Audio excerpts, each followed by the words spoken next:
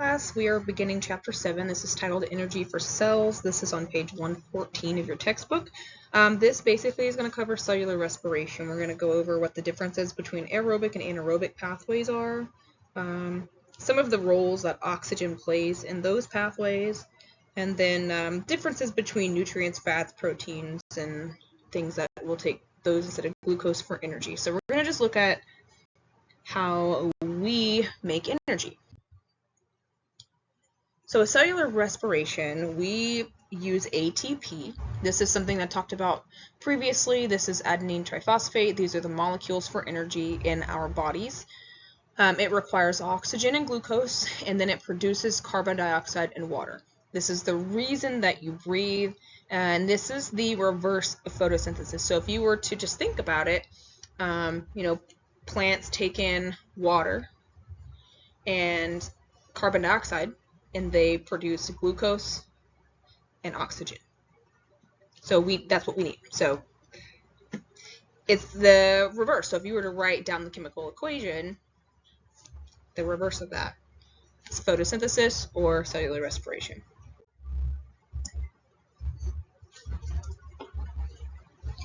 Now here you can see this is glucose from our food. The oxygen that we breathe are the inputs of cellular respiration. Carbon dioxide, water are the outputs. This process begins in the cytoplasm, but it is completed in the mitochondria, which is what you see here on the bottom.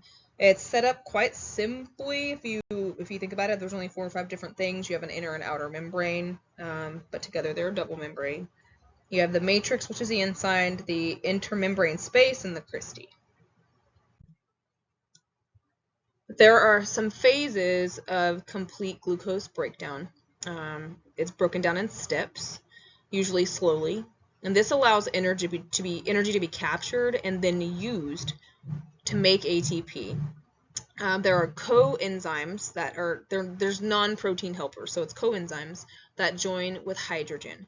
So then you'll have NAD plus that'll go to NADH, and FAD plus that goes to FADH2. And you can see there's a hydrogen or 2 hydrogens attached onto either one of those. And this is how things move around. So oxidation is the removal of hydrogen atoms. So hydrogens that are removed from glucose, it gives a waste product, which is carbon dioxide. Reduction is actually kind of a confusing word here because it is the addition of hydrogen atoms. So the oxygen will accept the hydrogens, and that becomes the waste product of water. So this down here at the bottom, this is the chemical formula, and you can see where oxidation and reduction happens. So you have C6H12O6, that's a glucose, plus 6 O2 molecules, that's your oxygen. And then once it goes through the reduction process, so the oxygen then breaks apart, those hydrogens are oxidized, so they're removed, and then they're added in on the other side of this equation. So then you have 6 CO2, and then the hydrogens are attached there to the water, and then you have, so you're breaking apart the glucose. So then what you get when you break it apart is your CO2, water, and energy.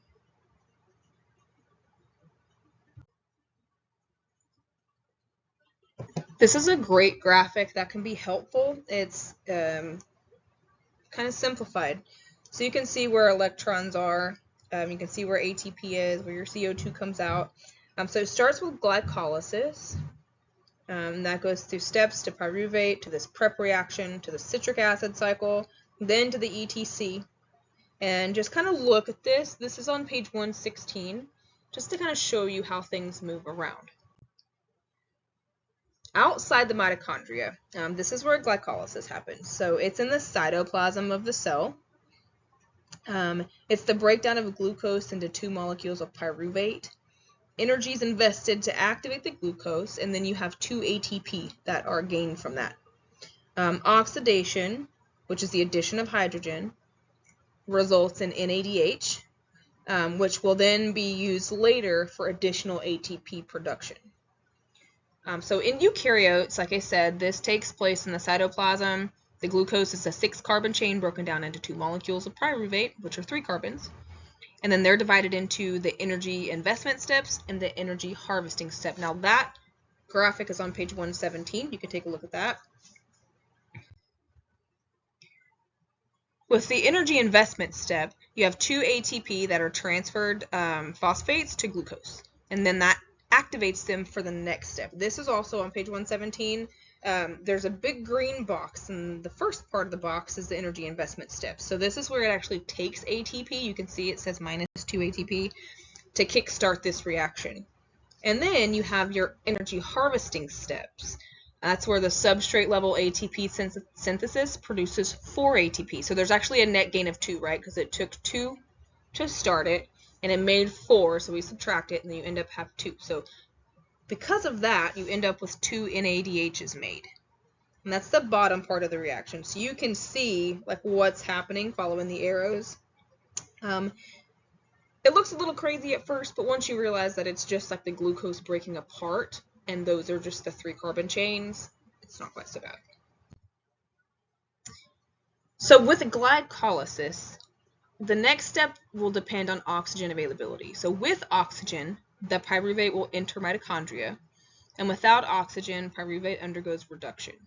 And reduction is actually like an addition. So you can see the input versus output. This is important because I may ask you, what's the total net ATP production of glycolysis? In this case, the answer would be 2. If you told me 4, that would be wrong, because remember, it took 2 to start the reaction. So oxygen is required for the complete breakdown of glucose in aerobic respiration. So we have aerobic and anaerobic. Ana means without, or an means without, anaerobic, so without oxygen. So for aerobic respiration, you have to have oxygen. If you don't have it, then you get something called fermentation. That is the without oxygen or anaerobic breakdown of glucose, and that generates only 2 ATP total. In animal cells, this is what happens. The pyruvate is then reduced to lactate, and you have a brief burst of energy for your muscle cells, but then the recovery from the oxygen deficit complete when enough oxygen is present again to completely break down the glucose. And then that lactate is converted back to pyruvate or glucose. So whenever there's not enough oxygen, you get lactic acid. Now in plants, fermentation will make ethanol, but we don't work that way. I remember one of my professors used to make a joke about if we could exercise the way that plants processed like anaerobic respiration, we would just get drunk. We would work out and then get drunk. Now, that's not how it works for us, though. So the accumulation of the lactic acid in muscles is what causes the quote-unquote burn that you feel after prolonged exercise, right? It doesn't usually cause long-term muscle soreness. Instead, you have tenderness that's like a day or 2 after really intense exercise.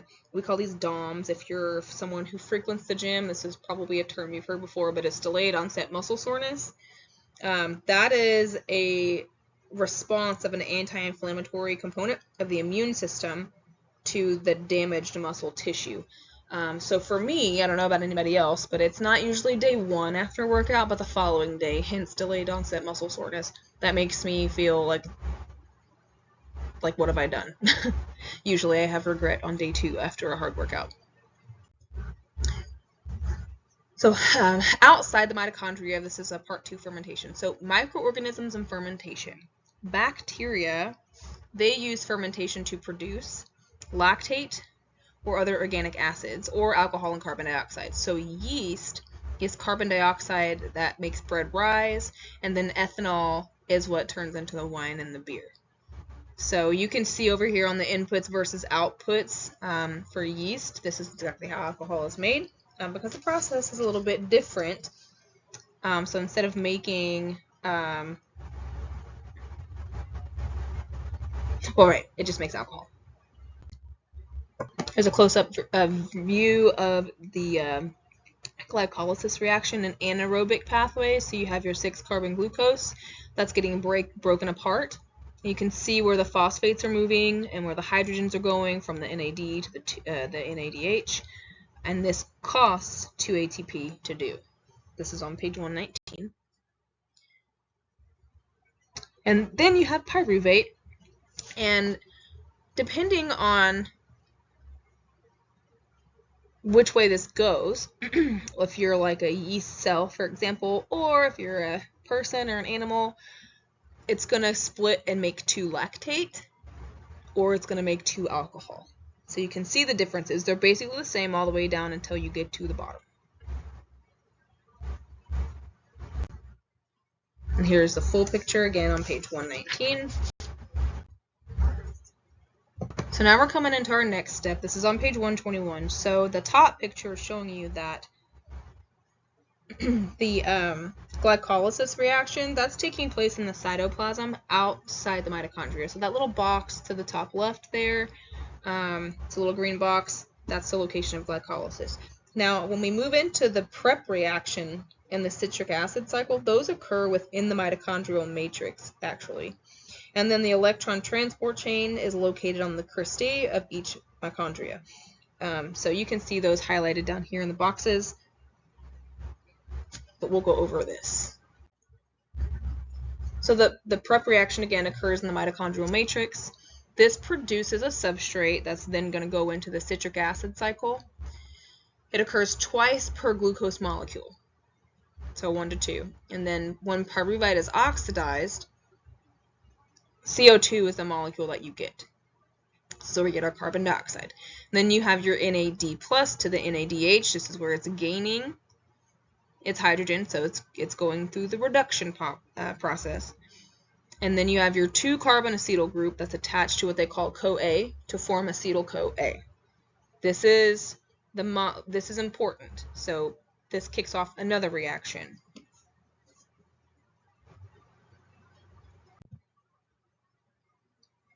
So now we're moving into the citric acid cycle. This is the next step. It occurs in the matrix of the mitochondria. Acetyl-CoA, that's transferred, right? So an acetyl group to the C4 molecule produces something called the citric acid. It's 6 carbons. So it's breaking apart, essentially. So you're taking the acetyl off of the acetyl-CoA. The CoA returns to the prep reaction for reuse. So it's kind of moving into the citric acid cycle. It's getting chopped in half. The CoA is going back, and the acetyl is moving on. So that acetyl group will then oxidize to the carbon dioxide. And that's how we get our NADH and FADH2. So then we have something called substrate level ATP synthesis, and that actually produces ATP. There are 2 cycles of this for each glucose molecule. So all of this stuff I just went through, there's 2 cycles for each glucose molecule. I'll be completely honest, I actually used to hate going over cellular respiration. It was one of those things that in the beginning there was a lot of letters, there was a lot of enzyme names and molecule names and things that I just couldn't quite wrap my mind around. But because I teach it so often, I've gotten to go through this a lot of times, and I will say, if you're feeling confused, go through each of the diagrams and read through each of these slides and just try to grasp it on your own. Because the more you look at it, it's not really as complicated as it seems in the beginning. And so now whenever I think about cellular respiration and whenever I work out or something, I think about these things. I'm like, what's happening on a cellular level and how fast they happen. And it's pretty astounding to me. I really love science. Of course, I wouldn't have gone through 6 or 7 years of school for it if I didn't. But the farther along I went, the more these sort of intercellular reactions really blow my mind. So for the prep reaction, you can take a look at this. This is a little close-up view of it. It's on page 122. So the prep reaction is quite simple. So the purpose is that each pyruvate molecule from glycolysis goes into the prep reaction, and that forms acetyl-CoA. And then it moves right into the citric acid cycle. And so I would encourage you to take a look when I think it's this next one here. Yes, take a look at this. It looks crazy, but the boxes are numbered. So you have each 2-carbon acetyl group that combines with this 4-carbon, that's what the C4 was, to produce a citric acid, which is a 6-carbon molecule. And then you have oxidation to produce that NADH so it can carry the hydrogen. And then you have carbon dioxide is released. We're breathing out. This is a waste product.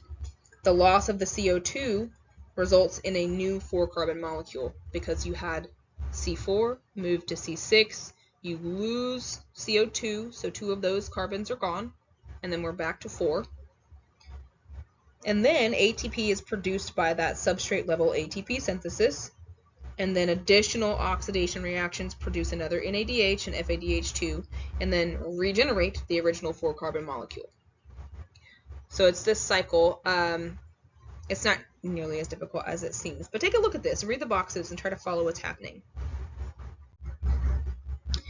Here are your inputs and outputs of the citric acid cycle. So you input 2-acetyl-CoA, 6 NAD+, 2 FAD, and 2 ADP plus 2 phosphates. The output from that, you end up with 4 carbon dioxides, 6 NADHs, 2 FADHs, and 2 ATP. So you have 2 ATP from glycolysis, you have 2 ATP from the citric acid cycle, and now we move on to the electron transport chain, or the ETC. This is located in the cristae of the mitochondria. It is a series of carriers that pass electrons from one to the other, hence electron transport, so that's what it's doing. It's transporting electrons. Then you have NADH and FADH2 that are delivering the electrons because they're holding onto those hydrogens. So the hydrogen atoms attached consist of like a negative electron and then 2 hydrogens. The carriers accept only the electron off of that and not the hydrogen, but they're carrying it. You have high energy electrons and they enter this low energy electron and then they leave. So as the high energy come in, the low energy leave. A pair of electrons, as the pair of electrons are passed from one carrier to the next, the energy is released during that process. So then that is going to be captured for ATP production. And the final electron acceptor is oxygen, and that forms water. So this chart is on page 123. It's broken down a little bit easier to follow, I think, here. So you see in the cytoplasm, you have your glycolysis happening. Then it moves down into the citric acid cycle, and then it scooches on over here where you've got your FADH2s, your NADHs, and it's moving to that electron transport chain.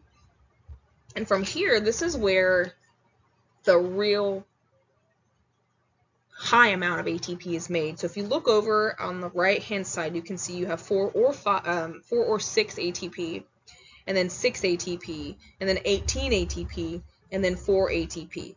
So you end up with a total of either 32 or 34, because you get 2 from glycolysis, 2 from the citric acid cycle, and then 32 or 34.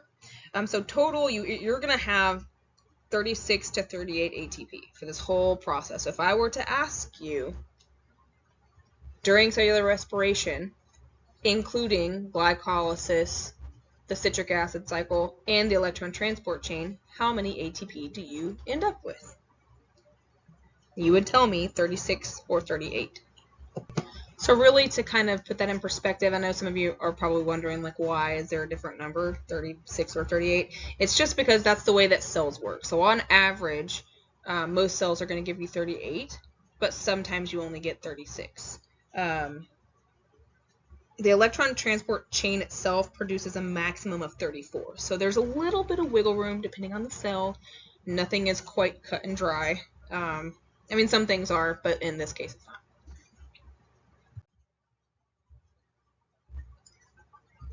This is another good thing to look at. It's on page 123, right below the electron transport chain image that I looked at a second ago. This is just a more detailed version of what's actually happening. Take a look at that. Between the two, whichever one's easier to follow for you.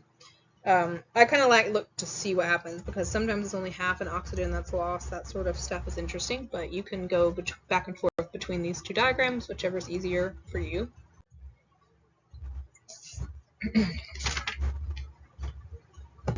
And here's actually an overview of what's going on there. So you have this ATP synthesis carried out by what they call ATP synthase. It's an enzyme in the inner mitochondrial membrane.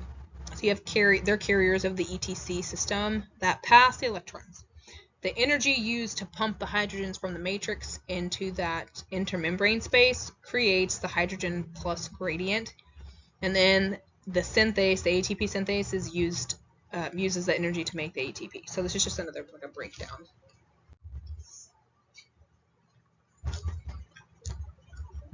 So the orange arrow is showing you the flow of electrons through the carriers and the ETC. Excuse me. So those hydrogen ions, they accumulate in that space, and then they're used in the synthesis complex to actually form ATP. So you can follow the orange arrows. That's really what the key is here.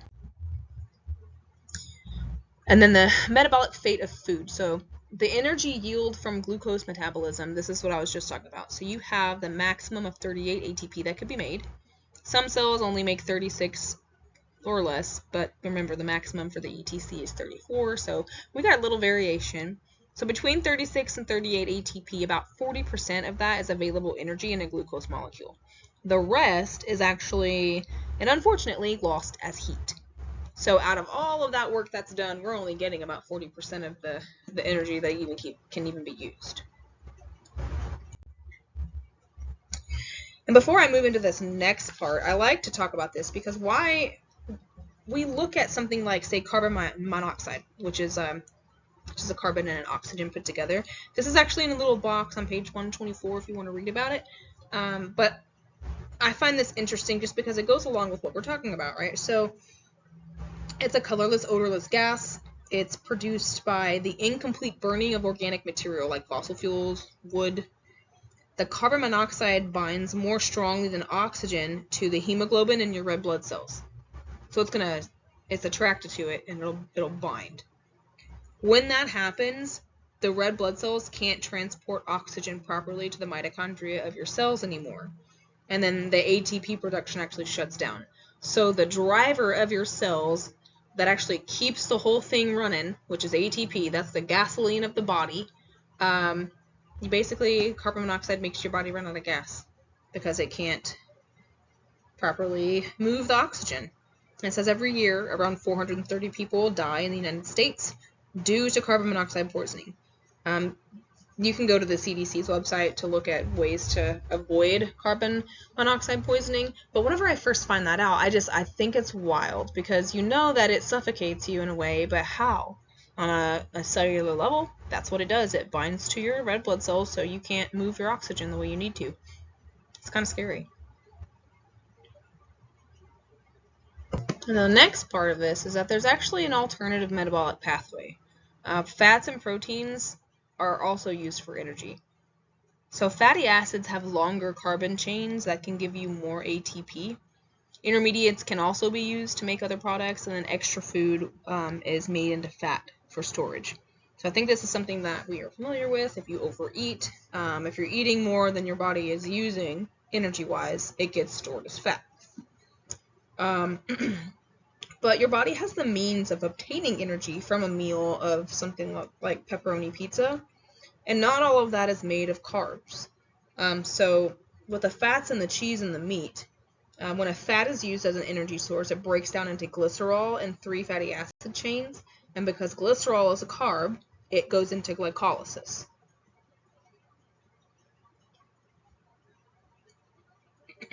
Fatty acids they can be metabolized to acetyl groups, which then go into the citric acid cycle. So it kind of shortcuts a couple things. I think I'll go ahead and stop this one here.